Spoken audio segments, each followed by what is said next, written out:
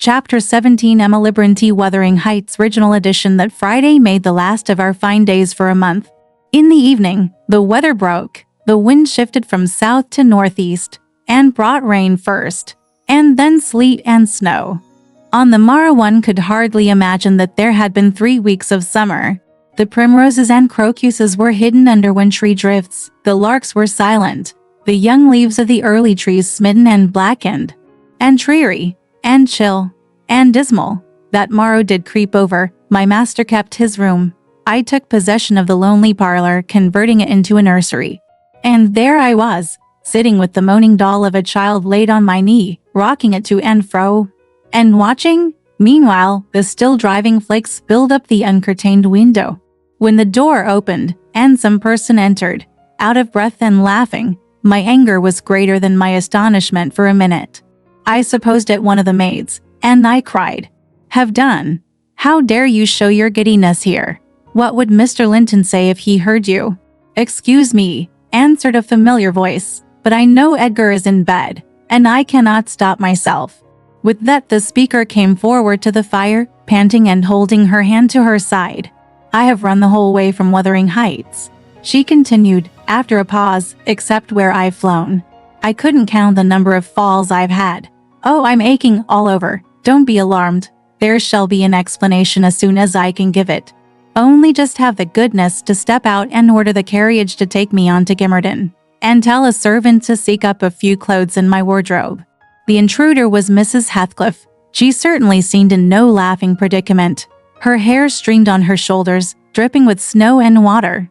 She was dressed in the girlish dress she commonly wore, befitting her age more than her position, a low frock with short sleeves, and nothing on either head or neck. The frock was of light silk, and clung to her with wet, and her feet were protected merely by thin slippers. Add to this a deep cut under one ear, which only the cold prevented from bleeding profusely, a white face scratched and bruised, and a frame hardly able to support itself through fatigue. And you may fancy my first fright was not much allayed when I had had leisure to examine her. "My dear young lady," I exclaimed, "I'll stir nowhere, and hear nothing, till you have removed every article of your clothes, and put on dry things. And certainly you shall not go to Gimmerton tonight, so it is needless to order the carriage." "Certainly, I shall," she said, "walking or riding. Yet I've no objection to dress myself decently. And, see how it flows down my neck now. The fire does make it smart." She insisted on my fulfilling her directions before she would let me touch her, and not till after the coachman had been instructed to get ready, and a maid set to pack up some necessary attire, did I obtain her consent for binding the wound and helping to change her garments. "Now, Ellen," she said, when my task was finished and she was seated in an easy chair on the hearth, with a cup of tea before her, "you sit down opposite me, and put poor Catherine's baby away. I don't like to see it. You mustn't think I care little for Catherine, because I behaved so foolishly on entering. I've cried, too, bitterly. Yes, more than anyone else has reason to cry. We parted and reconciled, you remember, and I shan't forgive myself, but, for all that, I was not going to sympathize with him, the brute beast. Oh, give me the poker. This is the last thing of his I have about me." She slipped the gold ring from her third finger, and threw it on the floor. "I'll smash it," she continued, striking it with childish spite, "and then I'll burn it." And she took and dropped the misused article among the coals. "There, he shall buy another, if he gets me back again. He'd be capable of coming to seek me, to tease Edgar. I dare not stay, lest that notion should possess his wicked head. And besides, Edgar has not been kind, has he? And I won't come suing for his assistance, nor will I bring him into more trouble. Necessity compelled me to seek shelter here, though, if I had not learned he was out of the way, I'd have halted at the kitchen, washed my face, warmed myself, got you to bring what I wanted, and departed again to anywhere out of the reach of my Ockhorst, of that incarnate goblin. He was in such a fury, if he had caught me. It's a pity Earnshaw is not his match in strength. I wouldn't have run till I'd seen him all but demolished, had Hindley been able to do it." "Well, don't talk so fast, miss," I interrupted. "You'll disorder the handkerchief I have tied round your face, and make the cut bleed again." Drink your tea, and take breath, and give over laughing. Laughter is sadly out of place under this roof, and in your condition. An undeniable truth, she replied. Listen to that child. It maintains a constant wail. Send it out of my hearing for an hour. I shan't stay any longer. I rang the bell, and committed it to a servant's care. And then I inquired what had urged her to escape from Wuthering Heights in such an unlikely plight, and where she meant to go, as she refused remaining with us.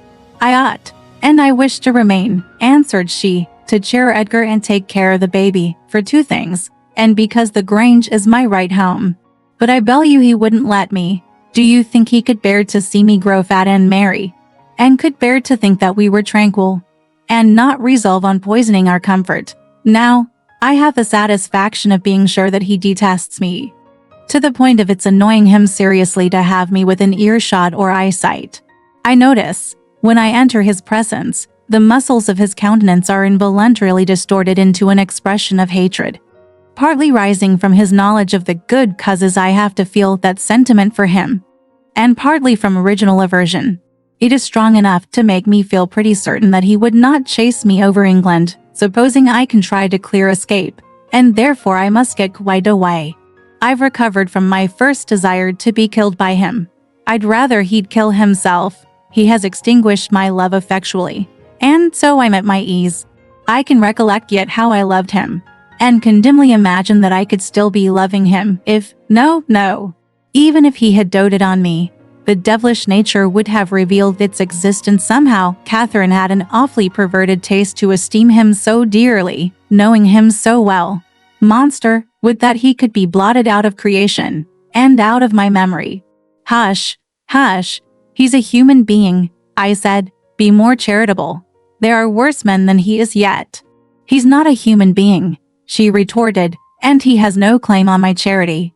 I gave him my heart, and he took and pinched it to death, and flung it back to me. People feel with their hearts, Ellen, and since he has destroyed mine, I have not power to feel for him.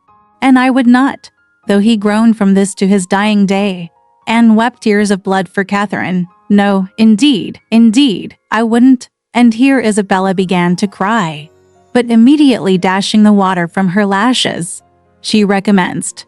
You asked, what has driven me to flight at last? I was compelled to attempt it, because I had succeeded in rousing his rage a pitch above his malignity. Pulling out the nerves with red-hot pincers requires more coolness than knocking on the head. He was worked up to forget the fiendish prudence he boasted of, and proceeded to murderous violence. I experienced pleasure in being able to exasperate him. The sense of pleasure woke my instinct of self-preservation, so I fairly broke free. And if ever I come into his hands again, he is welcome to a signal revenge. Yesterday, you know, Mr. Earnshaw should have been at the funeral. He kept himself sober for the purpose, tolerably sober, not going to bed mad at 6 o'clock and getting up drunk at 12. Consequently, he rose, in suicidal low spirits, as fit for the church as for a dance, and instead, he sat down by the fire and swallowed gin or brandy by tumblerfuls. Heathcliff, I shudder to name him, has been a stranger in the house from last Sunday till today.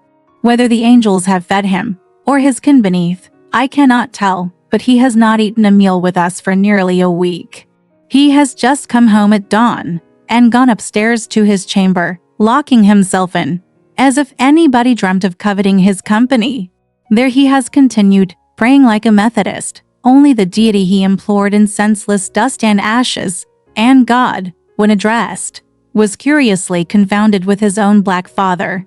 After concluding these precious orisons, and they lasted generally till he grew hoarse, and his voice was strangled in his throat, he would be off again, always straight down to the Grange. I wonder Edgar did not send for a constable, and give him into custody. For me, grieved as I was about Catherine, it was impossible to avoid regarding this season of deliverance from degrading oppression as a holiday. I recovered spirits sufficient to hear Joseph's eternal lectures without weeping, and to move up and down the house less with the foot of a frightened thief than formerly. You wouldn't think that I should cry at anything Joseph could say, but he and Hareton are detestable companions. I'd rather sit with Hindley, and hear his awful talk, than with little Maester and his staunch supporter, that odious old man, when Heathcliff is in. I'm often obliged to seek the kitchen in their society, or starve among the damp uninhabited chambers. When he is not, as was the case this week, I establish a table and chair at one corner of the house fire, and never mind how Mr. Earnshaw may occupy himself. And he does not interfere with my arrangements. He is quieter now than he used to be, if no one provokes him, more sullen and depressed, and less furious. Joseph affirms he's an altered man, that the Lord has touched his heart, and he is saved so as by fire. I'm puzzled to detect signs of the favorable change, but it is not my business. Yesterday evening I sat in my nook reading some old books till late on towards 12. It seemed so dismal to go upstairs, with the wild snow blowing outside, and my thoughts continually reverting to the kirkyard and the new-made grave. I dared hardly lift my eyes from the page before me. That melancholy scene so instantly usurped its place. Hindley sat opposite, his head leaned on his hand, perhaps meditating on the same subject. He had ceased drinking at a point below irrationality, and had neither stirred nor spoken during 2 or 3 hours. There was no sound through the house but the moaning wind, which shook the windows every now and then, the faint crackling of the coals, and the click of my snuffers, as I removed at intervals the long wick of the candle. Hareton and Joseph were probably fast asleep in bed. It was very, very sad, and while I read I sighed, for it seemed as if all joy had vanished from the world, never to be restored. The doleful silence was broken at length by the sound of the kitchen latch. Heathcliff had returned from his watch earlier than usual, owing, I suppose, to the sudden storm. That entrance was fastened, and we beard him coming round to get in by the other. I rose with an irrepressible expression of what I felt on my lips, which induced my companion, who had been staring towards the door, to turn and look at me. "I'll keep him out 5 minutes," he exclaimed. "You won't object?" "No, you may keep him out the whole night for me," I answered. "Do put the key in the lock, and draw the bolts." Earnshaw accomplished this ere his guest reached the front. He then came and brought his chair to the other side of my table, leaning over it, and searching in my eyes, a sympathy with the burning hate that gleamed from his, as he both looked and felt like an assassin. He couldn't exactly find that, but he discovered enough to encourage him to speak. "You and I," he said, "have each a great debt to settle with the man out yonder. If we were neither of us cowards, we might combine to discharge it. Are you as soft as your brother?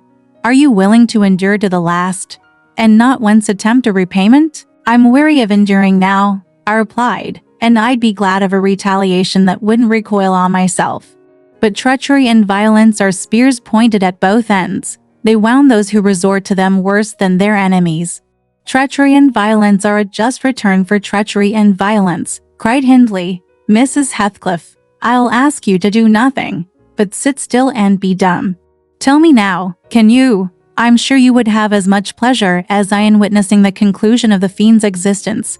He'll be your death unless you overreach him, and he'll be my ruin. Damn the hellish villain. He knocks at the door as if he were master here already. Promise to hold your tongue, and before that clock strikes, it wants 3 minutes of 1, you're a free woman." He took the implements which I described to you in my letter from his breast, and would have turned down the candle. I snatched it away, however, and seized his arm. "I'll not hold my tongue," I said. "You mustn't touch him. Let the door remain shut, and be quiet." "No, I've formed my resolution, and by God I'll execute it," cried the desperate being. "I'll do you a kindness in spite of yourself, and Hareton justice. And you needn't trouble your head to screen me. Catherine is gone. Nobody alive would regret me, or be ashamed, though I cut my throat this minute, and it's time to make an end. I might as well have struggled with a bear, or reasoned with a lunatic. The only resource left me was to run to a lattice and warn his intended victim of the fate which awaited him. "You'd better seek shelter somewhere else tonight," I exclaimed in a rather triumphant tone. "Earnshaw has a mind to shoot you if you persist in endeavoring to enter. You'd better open the door, you," he answered, addressing me by some elegant term that I don't care to repeat. "I shall not meddle in the matter," I retorted again. "Come in and get shot, if you please. I've done my duty." With that, I shut the window and returned to my place by the fire, having the smallest stock of hypocrisy at my command to pretend any anxiety for the danger that menaced him. Earnshaw swore passionately at me, affirming that I loved the villain yet, and calling me all sorts of names for the base spirit I evinced. And I, in my secret heart and conscience never reproached me, thought what a blessing it would be for him should Heathcliff put him out of misery. And what a blessing for me should he send Heathcliff to his right abode. As I sat nursing these reflections, the casement behind me was banged onto the floor by a blow from the latter individual, and his black countenance looked blightingly through. The stanchion stood too close to suffer his shoulders to follow, and I smiled, exulting in my fancied security. His hair and clothes were whitened with snow, and his sharp cannibal teeth, revealed by cold and wrath, gleamed through the dark. "Isabella, let me in, or I'll make you repent," he gurned, as Joseph calls it. "I cannot commit murder," I replied. "Mr. Hindley stands sentinel with a knife and loaded pistol." "Let me in by the kitchen door," he said. "Hindley will be there before you," I answered. "And that's a poor love of yours that cannot bear a shower of snow." We were left at peace on our beds as long as the summer moon shone. But the moment a blast of winter returns, you must run for shelter. Heathcliff, if I were you, I'd go stretch myself over her grave and die like a faithful dog. The world is surely not worth living in now, is it? You had distinctly impressed on me the idea that Catherine was the whole joy of your life. I can't imagine how you think of surviving her loss. "He's there, is he?" exclaimed my companion, rushing to the gap. "If I can get my arm out, I can hit him." "I'm afraid, Ellen, you'll set me down as really wicked, but you don't know all, so don't judge. I wouldn't have aided or abetted an attempt on even his life for anything. Wish that he were dead, I must." And therefore I was fearfully disappointed, and unnerved by terror for the consequences of my taunting speech, when he flung himself on Earnshaw's weapon and wrenched it from his grasp. The charge exploded, and the knife, in springing back, closed into its owner's wrist. Heathcliff pulled it away by main force, slitting up the flesh as it passed on, and thrust it dripping into his pocket. He then took a stone, struck down the division between two windows, and sprang in. His adversary had fallen senseless with excessive pain and the flow of blood that gushed from an artery or a large vein. The ruffian kicked and trampled on him, and dashed his head repeatedly against the flags, holding me with one hand, meantime, to prevent me summoning Joseph. He exerted preterhuman self-denial in abstaining from finishing him completely, but getting out of breath he finally desisted, and dragged the apparently inanimate body onto the settle. There he tore off the sleeve of Earnshaw's coat, and bound up the wound with brutal roughness, spitting and cursing during the operation as energetically as he had kicked before. Being at liberty, I lost no time in seeking the old servant, who, having gathered by degrees the purport of my hasty tale, hurried below, gasping, as he descended the steps to at once. "What is there to do now? What is there to do now?" "There's this to do," thundered Heathcliff, "that your master's mad, and should he last another month, I'll have him to an asylum. And how the devil did you come to fasten me out? You toothless hound, don't stand muttering and mumbling there. Come, I'm not going to nurse him. Wash that stuff away, and mind the sparks of your candle. It is more than half brandy." "And so, you've been murthering on him," exclaimed Joseph, lifting his hands and eyes in horror.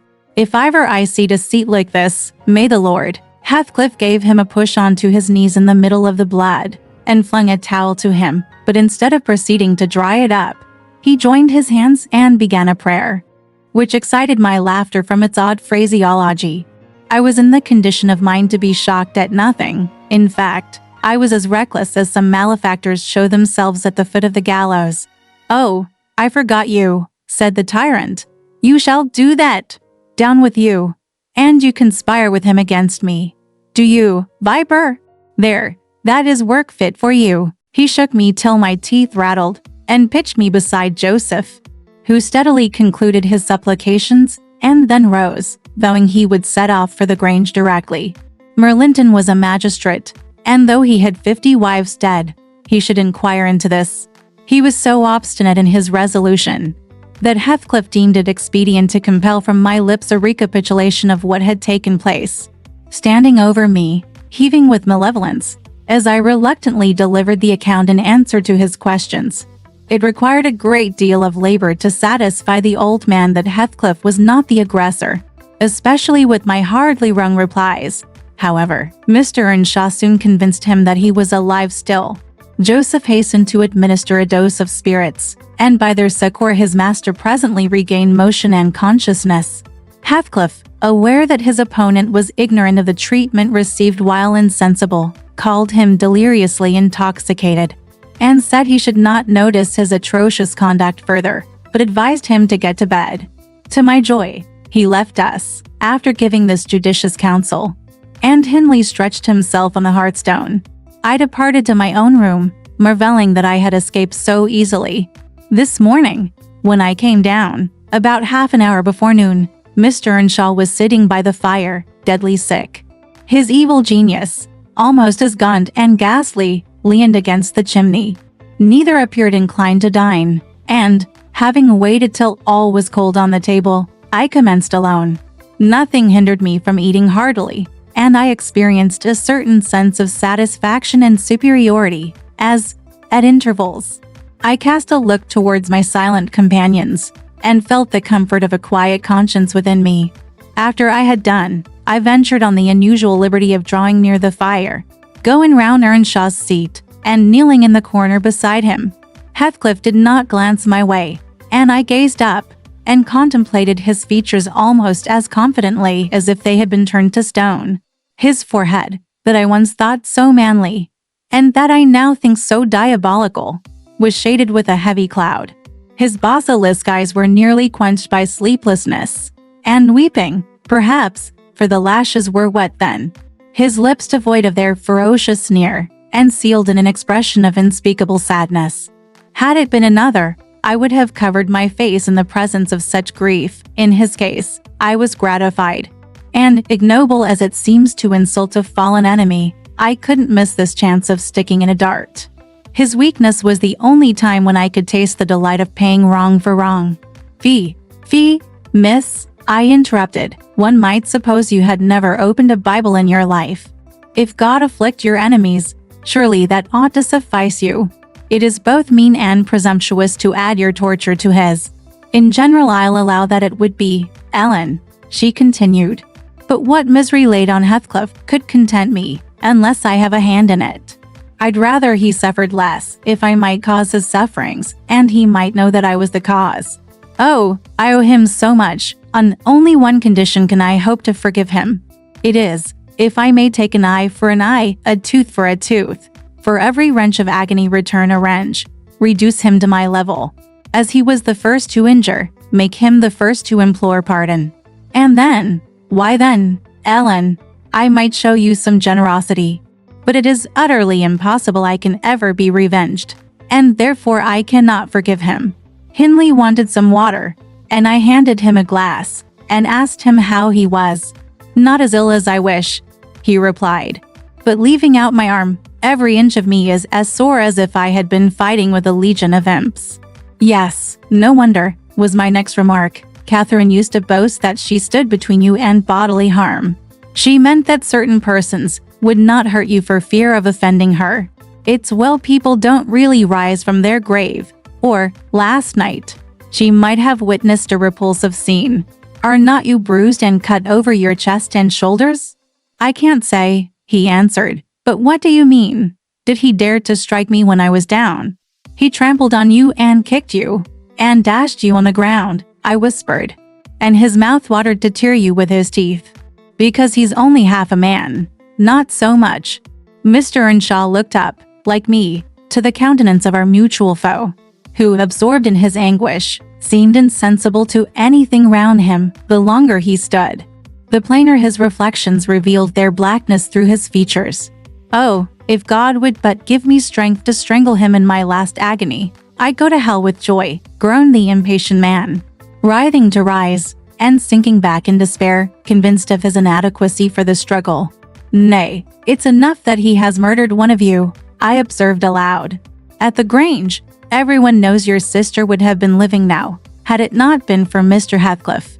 After all, it is preferable to be hated than loved by him. When I recollect how happy we were, how happy Catherine was before he came, I'm fit to curse the day. Most likely, Heathcliff noticed more the truth of what was said than the spirit of the person who said it. His attention was roused, I saw, for his eyes rained down tears among the ashes, and he drew his breath in suffocating sighs. I stared full at him, and laughed scornfully. The clouded windows of hell flashed a moment towards me. The fiend which usually looked out, however, was so dimmed and drowned that I did not fear to hazard another sound of derision. "Get up, and be gone out of my sight," said the mourner. I guessed he uttered those words, at least, though his voice was hardly intelligible. "I beg your pardon," I replied, "but I loved Catherine too, and her brother requires attendance, which, for her sake, I shall supply. Now that she's dead, I see her in Hindley. Hindley has exactly her eyes. If you had not tried to gouge them out, and made them black and red, and her. Get up, wretched idiot, before I stamp you to death," he cried, making a movement that caused me to make one also. "But then," I continued, holding myself ready to flee, "if poor Catherine had trusted you, and assumed the ridiculous, contemptible, degrading title of Mrs. Heathcliff, she would soon have presented a similar picture. She wouldn't have borne your abominable behavior quietly. Her detestation and disgust must have found voice." The back of the settle and Earnshaw's person interposed between me and him, so instead of endeavoring to reach me, he snatched a dinner knife from the table and flung it at my head. It struck beneath my ear, and stopped the sentence I was uttering. But, pulling it out, I sprang to the door and delivered another, which I hope went a little deeper than his missile. The last glimpse I caught of him was a furious rush on his part, checked by the embrace of his host, and both fell locked together on the hearth. In my flight through the kitchen, I bid Joseph speed to his master. I knocked over Hareton, who was hanging a litter of puppies from a chair back in the doorway, and, blessed as a soul escaped from purgatory, I bounded, leaped, and flew down the steep road. Then, quitting its windings, shot direct across the moor, rolling over banks, and wading through marshes, precipitating myself, in fact, towards the beacon light of the Grange. And far rather would I be condemned to a perpetual dwelling in the infernal regions, than, even for one night, abide beneath the roof of Wuthering Heights again. Isabella ceased speaking, and took a drink of tea. Then she rose, and bidding me put on her bonnet, and a great shawl I had brought, and turning a deaf ear to my entreaties, for her to remain another hour, she stepped onto a chair, kissed Edgar's and Catherine's portraits, bestowed a similar salute on me, and descended to the carriage, accompanied by Fanny, who yelped wild with joy at recovering her mistress. She was driven away, never to revisit the neighborhood, but a regular correspondence was established between her and my master when things were more settled. I believe her new abode was in the south, near London. There she had a son born, a few months subsequent to her escape. He was christened Linton, and, from the first, she reported him to be an ailing, peevish creature. Mer Heathcliff, meeting me one day in the village, inquired where she lived. I refused to tell. He remarked that it was not of any moment. Only she must beware of coming to her brother. She should not be with him if he had to keep her himself. Though I would give no information, he discovered, through some of the other servants, both her place of residence and the existence of the child. Still he didn't molest her, for which forbearance she might thank his aversion, I suppose. He often asked about the infant, when he saw me, and on hearing its name, smiled grimly, and observed, "They wish me to hate it too, do they?" "I don't think they wish you to know anything about it," I answered. "But I'll have it," he said, "when I want it. They may reckon on that." Fortunately, its mother died before the time arrived, some 13 years after the decease of Catherine, when Linton was 12, or a little more. On the day succeeding Isabella's unexpected visit, I had no opportunity of speaking to my master. He shunned conversation, and was fit for discussing nothing. When I could get him to listen, I saw it pleased him that his sister had left her husband, whom he abhorred with an intensity which the mildness of his nature would scarcely seem to allow. So deep and sensitive was his aversion. that he refrained from going anywhere where he was likely to see or hear of Heathcliff. Grief, and that together, transformed him into a complete hermit. He threw up his office of magistrate, ceased even to attend church, avoided the village on all occasions, and spent a life of entire seclusion within the limits of his park and grounds, only varied by solitary rambles on the moors and visits to the grave of his wife, mostly at evening or early morning before other wanderers were abroad, but he was too good to be thoroughly unhappy long. He didn't pray for Catherine's soul to haunt him. Time brought resignation and a melancholy sweeter than common joy. He recalled her memory with ardent, tender love and hopeful aspiring to the better world, where he doubted not she was gone. And he had earthly consolation and affections also. For a few days, I said, he seemed regardless of the puny successor to the departed. The coldness melted as fast as snow in April. And ere the tiny thing could stammer a word or totter a step, it wielded a despot scepter in his heart. It was named Catherine, but he never called it the name in full, as he had never called the first Catherine short. Probably because Heathcliff had a habit of doing so, the little one was always Cathy. It formed to him a distinction from the mother, and yet a connection with her. And his attachment sprang from its relation to her, far more than from its being his own. I used to draw a comparison between him and Hindley Earnshaw, and perplex myself to explain satisfactorily why their conduct was so opposite in similar circumstances. They had both been fond husbands, and were both attached to their children, and I could not see how they shouldn't both have taken the same road, for good or evil. But I thought in my mind, Hindley, with apparently the stronger head, has shown himself sadly the worse and the weaker man. When his ship struck, the captain abandoned his post, and the crew, instead of trying to save her, rushed into riot and confusion, leaving no hope for their luckless vessel. Linton, on the contrary, displayed the true courage of a loyal and faithful soul. He trusted God, and God comforted him. One hoped, and the other despaired. They chose their own lots, and were righteously doomed to endure them. But you'll not want to hear my moralizing. Mr. Lockwood, you'll judge as well as I can. All these things, at least, you'll think you will? And that's the same. The end of Earnshaw was what might have been expected. It followed fast on his sisters. There was scarcely 6 months between them. We, at the Grange, never got a very succinct account of his state preceding it. All that I did learn was on occasion of going to aid in the preparations for the funeral. Mer Kenneth came to announce the event to my master. "Well, Nellie," said he, riding into the yard one morning, too early not to alarm me, with an instant presentiment of bad news, "it's yours and my turn to go into mourning at present. Who's given us the slip now, do you think?" "Who?" I asked in a flurry. "Why, guess," he returned, dismounting, and slinging his bridle on a hook by the door. "And nip up the corner of your apron. I'm certain you'll need it." "Not Mr. Heathcliff, surely," I exclaimed. "What? Would you have tears for him?" said the doctor. "No, Heathcliff's a tough young fellow. He looks blooming today. I've just seen him. He's rapidly regaining flesh since he lost his better half." "Who is it then, Mr. Kenneth?" I repeated impatiently.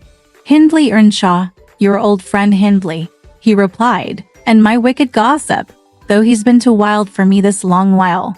There, I said we should draw water. But cheer up.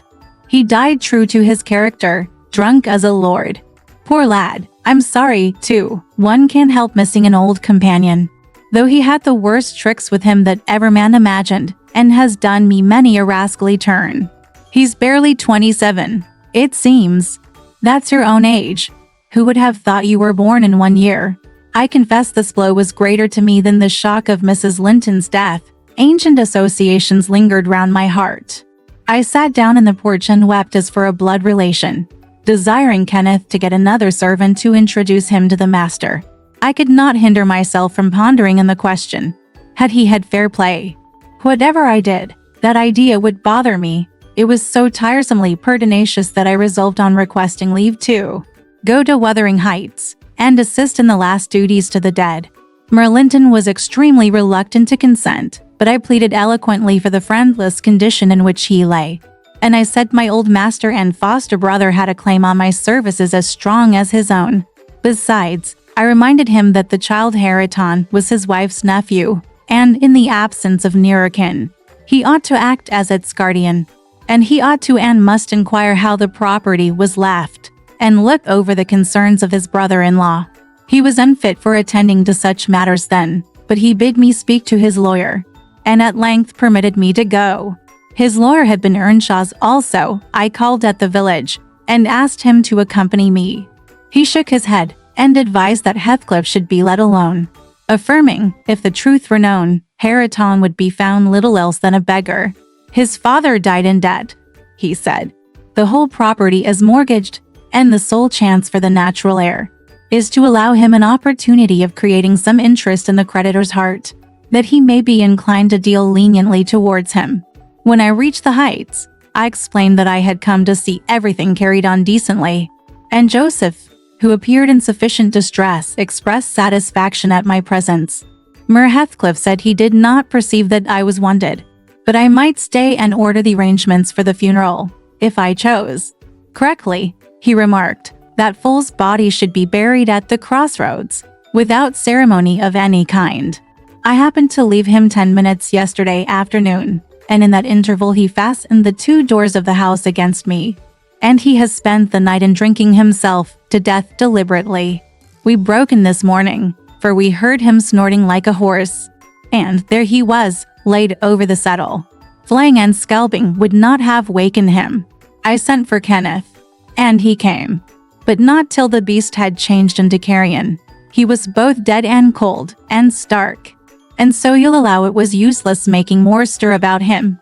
The old servant confirmed this statement, but muttered, Drather he'd gone hisseln for tea doctor. I said a tend to tea maester better nor him, and he warn't dead when I left, not a tea sort. I insisted on the funeral being respectable. Mer Heathcliff said I might have my own way there too. Only, he desired me to remember that the money for the whole affair came out of his pocket. He maintained a hard, careless deportment, indicative of neither joy nor sorrow. If anything, it expressed a flinty gratification at a piece of difficult work successfully executed. I observed once, indeed, something like exultation in his aspect. It was just when the people were bearing the coffin from the house. He had the hypocrisy to represent a mourner, and previous to following with Hariton, he lifted the unfortunate child onto the table and muttered, with peculiar gusto, Now, my bonny lad, you are mine, and we'll see if one tree won't grow as crooked as another, with the same wind to twist it. The unsuspecting thing was pleased at this speech. He played with Heathcliff's whiskers, and stroked his cheek. But I divined its meaning, and observed tartly, that boy must go back with me to Thrush-Cross Grange, sir. There is nothing in the world less yours than he is. Does Linton say so? He demanded. Of course, he has ordered me to take him, I replied. Well, said the scoundrel, we'll not argue the subject now, but I have a fancy to try my hand at rearing a young one. So intimate to your master that I must supply the place of this with my own, if he attempts to remove it. I don't engage to let Hariton go undisputed, but I'll be pretty sure to make the other come. Remember to tell him. This hint was enough to bind our hands. I repeated its substance on my return. And Edgar Linton, little interested at the commencement, spoke no more of interfering. I'm not aware that he could have done it to any purpose, had he been ever so willing. The guest was now the master of Wuthering Heights. He held firm possession, and proved to the attorney, who in his turn proved it to Mr. Linton, that Earnshaw had mortgaged every yard of land he owned for cash to supply his mania for gaming. And he, Heathcliff, was the mortgagee. In that manner Hariton, who should now be the first gentleman in the neighborhood, was reduced to a state of complete dependence on his father's inveterate enemy, and lives in his own house as a servant, deprived of the advantage of wages, and quite unable to right himself, because of his friendlessness, and his ignorance that he has been wronged. Alright, this part of the story ends here. Want to know what happened next? Let's listen to the breakdown next time.